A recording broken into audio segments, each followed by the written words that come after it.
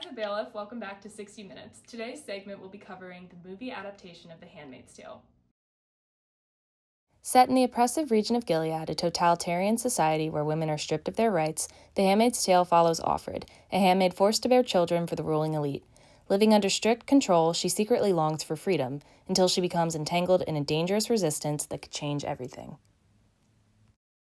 Fiction writer Stephanie Hammer said in an article about the novel, The Handmaid's Tale plays a significant role in the evolution of women's writing, insofar as it represents one of the few commercially successful and critically recognized contributions by a woman writer to the literary genre dominated by men. The movie is set to release in the spring of 2025. We'll explore the creative process of turning this dystopian New York Times bestseller into a compelling visual experience.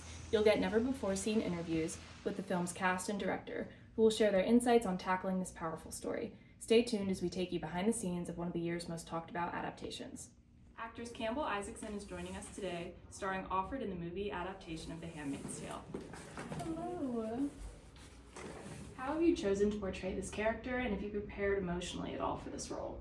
How I chose to portray Offred is because she's a complex character, and so I know that she is mentally strong, but also Gilead is a huge force that is able to weaken anyone, and I think if we were all living in that, we would feel the same as hers. And for how I prepared for the role, I studied a lot of dystopian movies and different times in history when women were oppressed, and definitely saw how they lived and how they looked and everything, and I thought that I was able to portray that. Do you identify at all with Offred?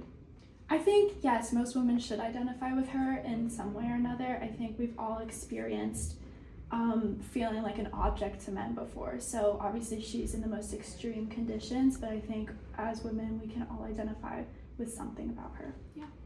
And now we're going to take a sneak peek at one of Offred's main scenes. Everything except the wings around my face is red, the color of blood which defines us. The skirt is ankle length, full, gathered to a flat yoke that extends over the breasts. The sleeves are full. The white wings too are prescribed issue. They are to keep us from seeing but also from being seen. I never looked good in red. It's not my color. How is telling this story relevant to today's world? I think it's the most relevant today because we've had the recent overturn of Roe versus Wade, and I think a lot of that impacts women. But also, there are a lot of themes in today's society that are portrayed in the book, such as women's rights. Obviously, we see how oppressed women get, but also government's power and how they misuse it. And I think that is really important and always a huge topic. But then also religion, because this shows an extremist religious society, which could happen anytime. Today we'll be joined by Gwyneth Gamber, the actress playing Aunt Helena. Hi, it's nice to meet you. Gwyneth, your character is very oppressive. Are there any scenes that you would say were super difficult to film? Oh, absolutely. The most difficult scene to film was definitely the one with Janine in the Red Center, where I had to force her to confess her sins in front of all the other handmaids. And breaking her down until she fully accepted Gilead's twisted ideology was really difficult, and it was very hard to play. And Aunt Helena truly believes that she's helping, which makes it even more hard. But whose fault was it? Her fault, her fault, her fault. Who led them on? She did, she did, she did. And why would God allow such a terrible thing to happen? Teach her a lesson, teach her a lesson, teach her a lesson.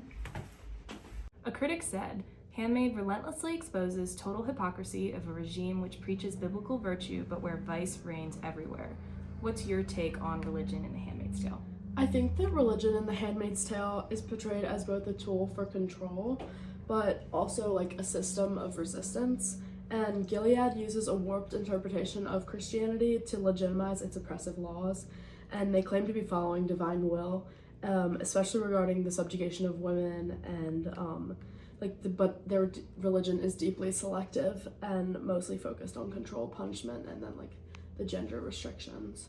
Do you see any parallels between The Handmaid's Tale and the modern world in religious aspects and other general aspects? Yeah, I mean, lots of women around the world are still facing religious suppression to this day, and suppression in general. And in both Gilead and our world, religion can offer comfort and guidance, but when used to control or harm others, it becomes a tool of manipulation. And now we're meeting with director Sasha Lair. My first question for you is, why did you change one of the scenes? Well, as the director, I chose to alter the scene to provide a modern feel to The Handmaid's Tale. This makes the audience feel much more connected to the movie, since this provides an accurate depiction of today's society.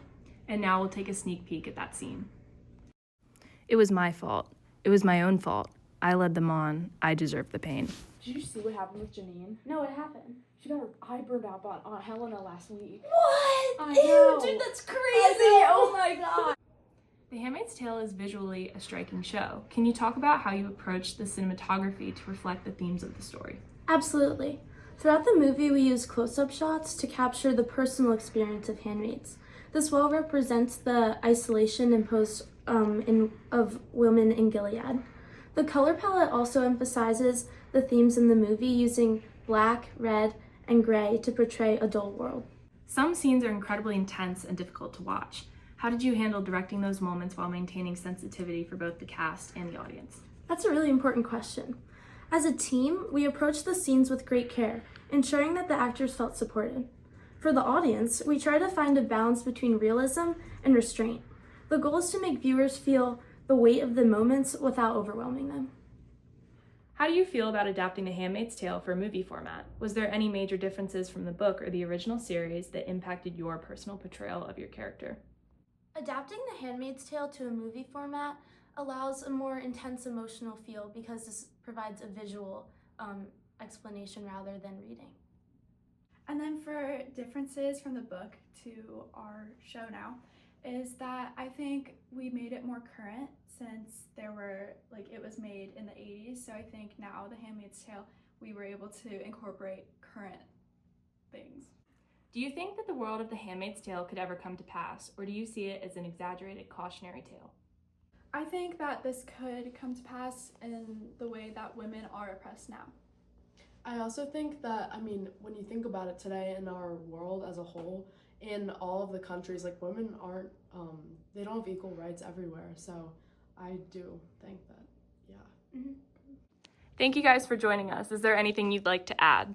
In celebration of my birthday, And her dog's birthday. The film is out on May 26th. Go watch it. yay!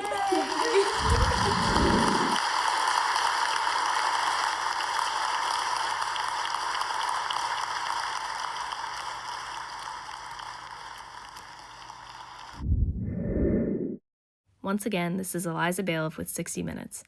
Thanks for watching our segment on the upcoming movie adaptation of The Handmaid's Tale, where we got to hear exclusive information from the movie's stars and director.